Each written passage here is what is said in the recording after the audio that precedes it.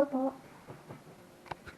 So, I'm here po to share my experience sa medical examination sa SLEC medical examination for K1 visa.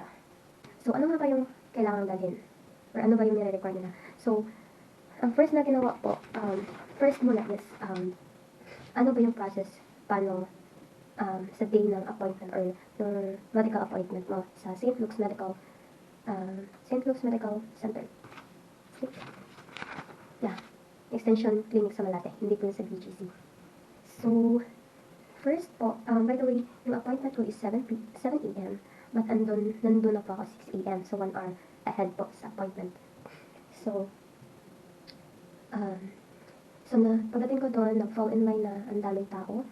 And I advise po na dapat early po kayo at pakinggan niyo po yung mga staff doon, lalo na sa mga priority numbers, may nabibigay, or may nagsasabi na, saan na yung 7 a.m. appointment, kasi ang dami pong time na appointment. So, pina-priority po nila kung anong una.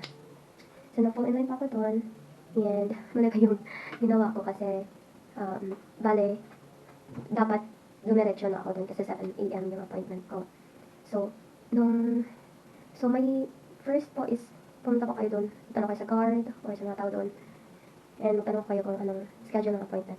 Or sabihin nyo, kasi yun sa akin, sabi ko, 7 a.m. po yung appointment. So, pinadiretso na po ako, and then, ayun, magantay lang kung, may mga line doon nag-aantay kung ikaw na ba yung turn mo na ba na mag-check ng mga documents or time mo na ba para pumasok or mag-start sa appointment, ng medical appointment. So, first po is, i-check po nila doon sa entrance yung mga documents mo, kung kompleto ba, yung iba po pinabalik kasi kailangan may photocopy. So, dapat po meron pong photocopy sa mga requirements na hinihingi po ng SLEC. So, first doon, yung kinuha lang sa akin sabi ng lalaki doon, yung hindi na kailangan at by the way, kailangan po dalhin yung passport kasi pag tinatanong po kayo or chine-check po, kina-confirm po yung identity nyo, lagi po nila tinitingnan yung passport. Yan. So, ayun.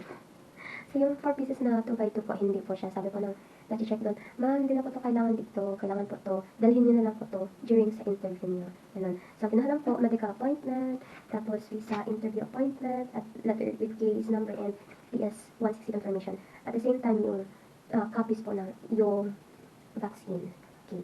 So, by the way, dala ko din po yung totoong vaccine record ko. Kasi tinitingnan din po nila. So first, nung pagkatapos na ma-check yung requirements mo, pag-kompleto po, punta po kayo, i-guide naman din kayo doon. Sabihin nila na doon ka sa photo booth. So kung saan, sa photo room, kung saan pipicturean po kayo, parang ganun po. Nakikita yung tenga, dapat hindi po nakatago yung mukha, dapat linabas yung buhok. Ganyan. Tapos bawa ko mag-smile. So fierce. Ganun, yung kalma lang po yung mukha. So, pagkatapos nun, pag natapos na po yung dun sa photo room, next po is, pupunta po kayo sa, parang may reception po doon, na mag-i-encode po ng mga data at finger scanning. Ito po, many times po, ini-scan yung fingers po. And then, tapos nung tatanungin, medyo matagal po doon, yung pag-aantay plus yung parang kakausapin ka nila. Maybe po mga 5 minutes. So, i-confirm lang nila yung identity mo, like, what is your name, yung kailan yung interview mo, yung pangalan ng fiancé mo, tapos tatanungin din nila na kung ipakoconfirm din nila kung ano yung contact number, yung email address, ganun. So, at tatanungin nila yung birthday mo, syempre, napaka-basic po kahit hindi po isa-study yun. Alam mo yun, yung age mo, ganun. So, meron kasi, first kasi, pagdating mo doon, galing ka sa photo room, ibigay mo, isasubmit mo yung requirements mo doon sa reception area, and then, ibabigay nila, i-encode nila, and check nila yung information mo. And after nun is, kailangan, ibabalik nila yung requirements mo, tapos may kukunin lang nila yun. Sa akin kasi, napakabait po talaga ng receptionist doon. Kasi, wala po akong dito sa harap ng vaccine record ko. COVID vaccine card. So, sabi kasi nung nasa baba na, ma'am, okay lang po yun na wala kang, wag mo na lang ipakita to kasi, wag mo na lang ipakita yung, ito po. Ito lang po, hindi lang po. Ayan. So, hindi ko siya kompleto. So, wala pong pangalan. Wala pong makikita na pangalan. So, sabi po niya na, ma'am, okay lang po yan na wala kang vaccine record na ibibigay kasi hindi naman kailangan sa K1. Sa K1 sa US, ganun. So, sabi ko, okay po. So, tinanong po ako dun sa reception na, ma'am, meron po ba kayong vaccine card? And sabi ko po, syempre, gusto ko po maging honest. Sabi ko po, meron po, pero wala pong photocopy. Kasi nga, I mean, yung photocopy lang is dito lang sa loob. Ano yung information ko. Kaya sabi ko naman sa baba, na wag ko na lang po ibigay. So, nangyari po, pina-photocopy po. Pina-photocopy po ng receptionist. Kaya meron pa akong record sa kanila. And then, so, patapos noon, pinapunta pa ako. May binibigyan kasi ng record. Yung summary po ng information nyo, details po. And pinapunta po ako doon sa 5th floor para po magbayad. So, may dalawa pong way para magbayad. Either online or on-site po. Or in cash payment. Hindi ko lang alam kung paano siya sa online payment. So, ang ginawa ko po, pumunta ako sa 5th floor and then nabayad po ako ng 28,650 para po sa K1. Bayad po sa medical ng K1 na atong. And pagkatapos po doon, binigyan po kayo ng receipt. Tapos pinapunta po ako doon sa laboratory. So sa 5th floor po yon. So sa 5th floor po, andun po yung laboratory. Sinasabi ko lang doon, tapos tinatawag. So ang dami pong tao talaga, super daming tao. And then that time po, kinukuha sabi nila na, ma'am, blood lang po kukunin, hindi na po kailangan ng urine test. So ayun, yung time ko na, kinukunan pa ako ng dugo. At takot na takot pa talaga ako sa dugo. I mean, takot ako sa injection or sa needle. So, 5 na tube po yung kinukuha. I think sa lahat po ng K1. I'm not sure po. But for my experience po, 5 tube. So, dito po, kinukuha. Makikita nyo. Medyo, namamaga siya. And, malagom. So, ayun. 5. Tapos po, after po makuha ng blood, is punta po sa 3rd floor para po sa x-ray. So, may instruction din sila doon. Bibigis po, tanggal, upper part, lahat. Pero, hindi po kailangan yun sa baba. Pero may pinasuot po na gown.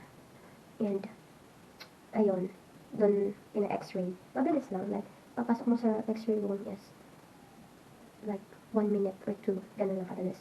And then, after noon is, doon na, balik sa 5th floor, sa yes counter para sa medical examination, vital signs, height and weight, and then eye test. So, ano lang po, tip lang po. Galing po kasi sa radiologist po, sa 3rd floor, yung chest x-ray, kailangan po pumunta ng 5th floor. So, advice lang po, huwag po kayong maghagdan. So, mag-elevator lang po kayo, kasi dun sa 5th floor, iti-check po yung heartbeat niyo, yung blood pressure, ganun. So, nangyari kasi sa akin, naghahagdan lang ako. And kinakabahan talaga ako noon. Kasi, aside sa, may sipon na po ako noon, kinakabahan ako, kasi natatakot talaga ako. Mga medical examination. Kaya, ayun. So, una po, binibigay ko po yun sa nagbabantay doon. Then, tinitest po nila, chinecheck po nila, kinukuha po nila yung height and weight. And, pag after nun, mag-aantay ka na naman para sa yung blood pressure, blood pressure and, ano tawag dito? Heartbeat. So, nangyari sa akin, ang taas ng heartbeat ko, normal po yung blood pressure ko. Grabe. Siguro kinakabahan talaga ako nun. Hindi ko alam. So, ang taas pa ng heartbeat ko, kaya, after doon, na-record po ng doon, nurse. And then, pabalikin ako, kasi ang taas ng heartbeat ko. So, yun. So, after doon, pumunta